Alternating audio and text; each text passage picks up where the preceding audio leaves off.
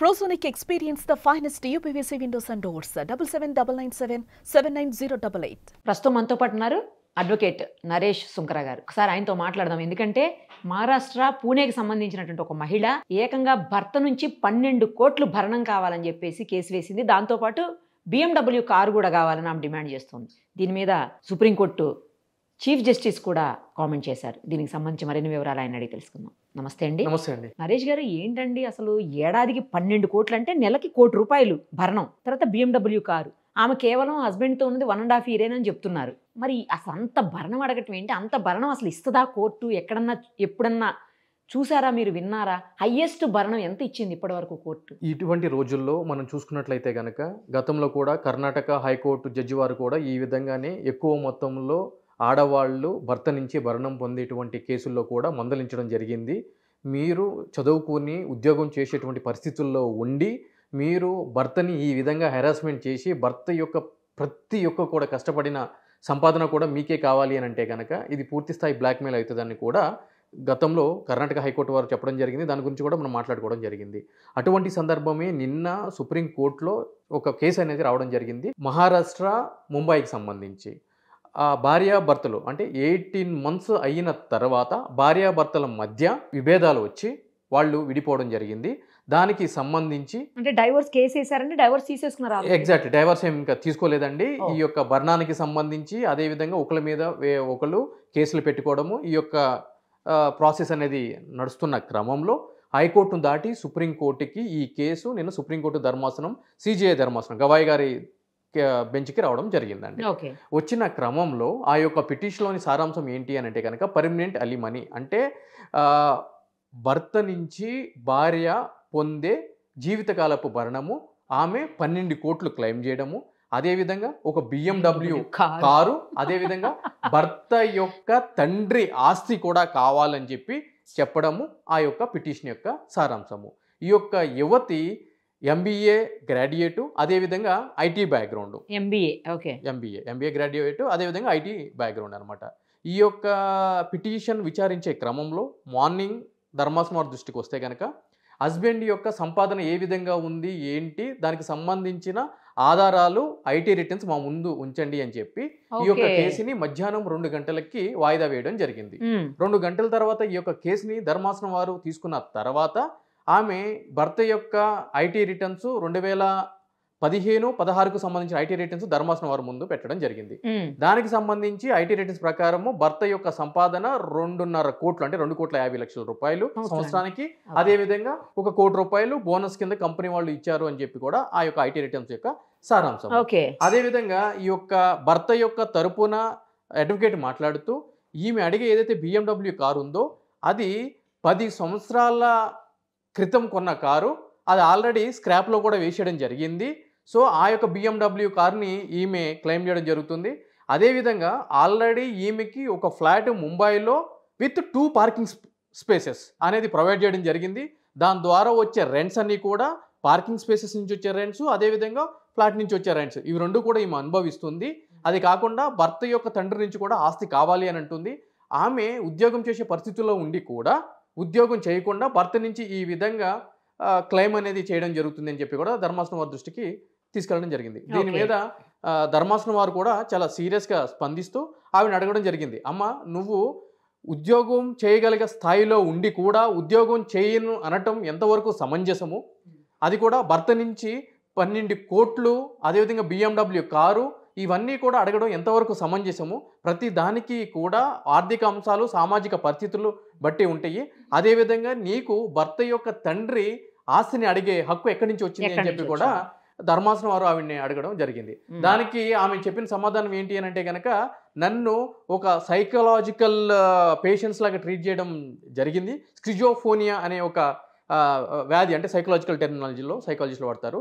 అంటే కనుక mental imbalance ఉండటం, ఇంబ్యాలెన్స్, ప్రాపర్గా క్యారెక్టర్ అసాసినేషన్ చేయడం, ఇటువంటివన్నీ జరుగుతూ ఉంటాయి. అటువంటిది ఉంది అని చెప్పి నా మీద అపవాదు వేస్తూ మా యొక్క మ్యారేజ్ని రద్దు చేయమని చెప్పి కోర్టులో డివోర్స్ పిటిషన్ వేయడం జరిగింది నా భర్త. నన్ను చూస్తే మీకు అట్లా కనిపిస్తానా అని చెప్పి అని కూడా ధర్మాసనం వారిని ఈవిడ అడగడం జరిగింది. సో ఈ ఈ ధర్మాసనం వారు రెండు వైపుల వాదనల్ని పరిగణలోకి తీసుకున్న తర్వాత ఈ యొక్క తీర్పుని రిజర్వ్ చేయడం కూడా జరిగింది. ఓకే. సో కానీ ఈ యొక్క వాదోపవాదనలు జరిగే క్రమంలో ధర్మాసనం వారు, చీఫ్ జస్టిస్ వారు డైరెక్ట్ ఆవిడతోనే, ఎవరైతే కనుక ఈ పిటిషన్ వేశారో భార్యతోటి డైరెక్ట్ మాట్లాడడం జరిగింది. ఇది ఎంతవరకు సమంజసం కాదు అని చెప్పడం జరిగింది.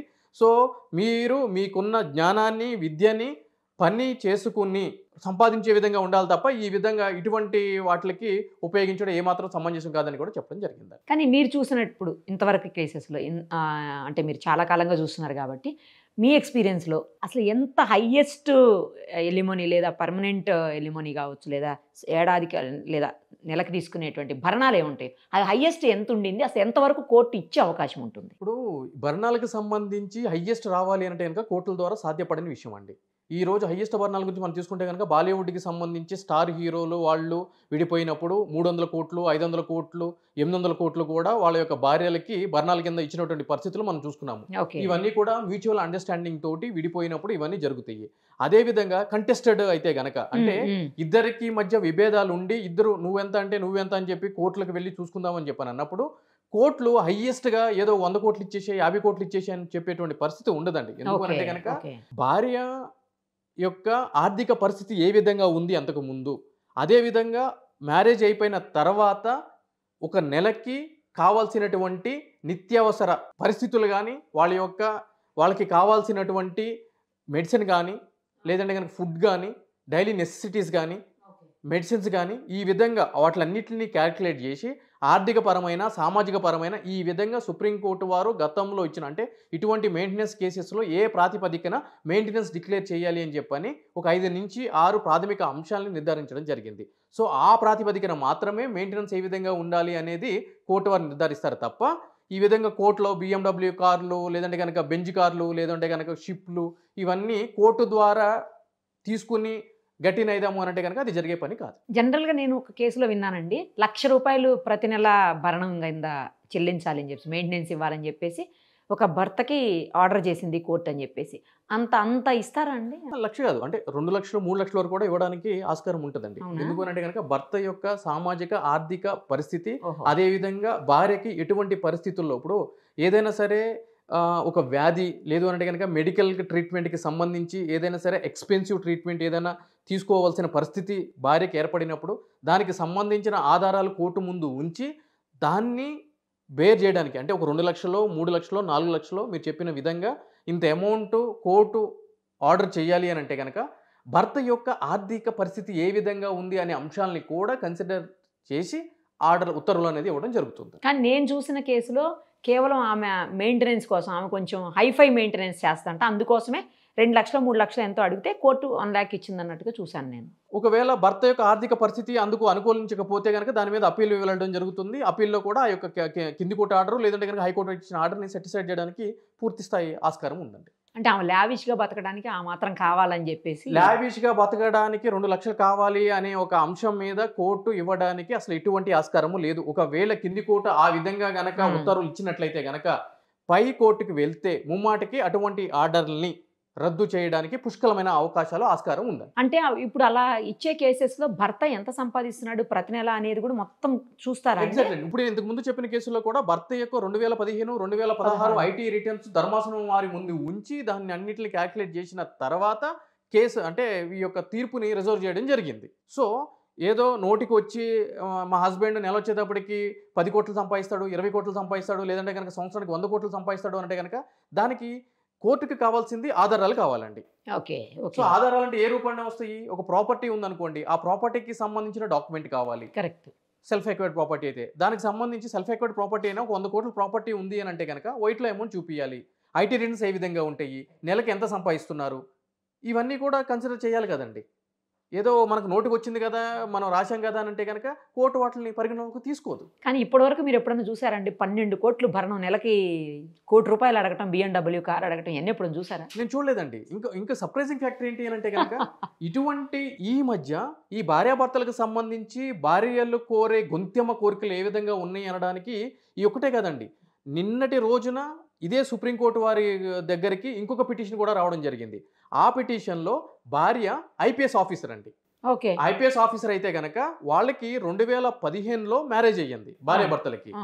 2018లో ఇద్దరి మధ్య డిస్ప్యూట్స్ వచ్చి వాళ్ళు ఏం చేశారు అనంటే కనుక ఒకరి మీద ఒకరు కేసులు వేసుకోవడం జరిగింది. వాళ్ళకి ఒక డాక్టర్ కూడా ఉండటం జరిగింది. సో ఆ యొక్క పాపని భార్య దగ్గర ఉండేటట్టు విజిటింగ్ రైట్స్ అనేది కల్పించడం జరిగింది. సో భర్త తరపు పేరెంట్స్కి విజిటింగ్ రైట్స్ అనేది ఇవ్వడం జరిగింది. దానికి సంబంధించి ఒకరికొకరు కేసులు వేసుకున్న తర్వాత భార్య భర్త మీద పెట్టిన తప్పుడు కేసుల్లో భర్త యొక్క తండ్రి 106 రోజులు జైల్లో ఉండటం జరిగింది.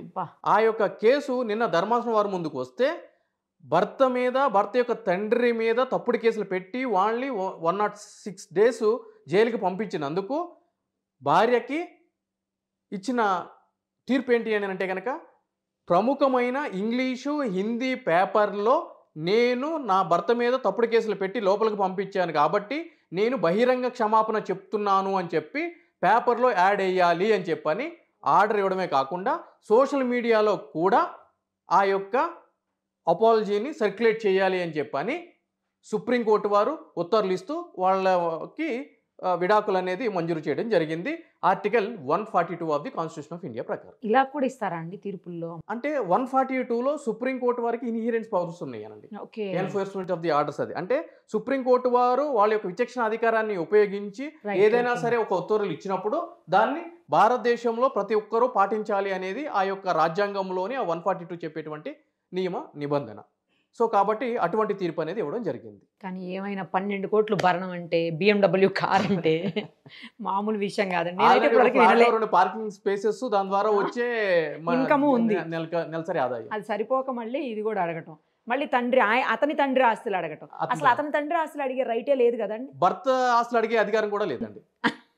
ఓకే, తండ్రి ఆస్తుల తర్వాత భర్త సెల్ఫ్ ఎక్వైర్డ్ ప్రాపర్టీలో కూడా అడిగే రైట్ లేదండి. ఎందుకంటే డైవోర్సీ కాబట్టి లేదండి. యాక్చువల్గా ఏంటంటే కనుక సెల్ఫ్ ఎక్వైర్డ్ ప్రాపర్టీలో ఏం జరుగుతుంది అంటే ఎవరికి ఎటువంటి ఆయనకి ఇష్టం జరుగుతుంది. అది మెయింటెనెన్స్ కింద డీబీసీలో కాకపోతే రైట్ టు రెసిడెన్స్ అడగవచ్చు, అది అడగవచ్చు. ఓకే, రైట్ అండి. ఒక విచిత్రమైన కేసు చూసాము చాలా రోజుల్లో ఇప్పటి వరకు. థ్యాంక్ యూ సో మచ్ అండి. సుమన్ టీవీలో మీ పర్సనల్ అండ్ బిజినెస్ ప్రమోషన్స్ కోసం కింది నెంబర్కి కాంటాక్ట్ చేయండి.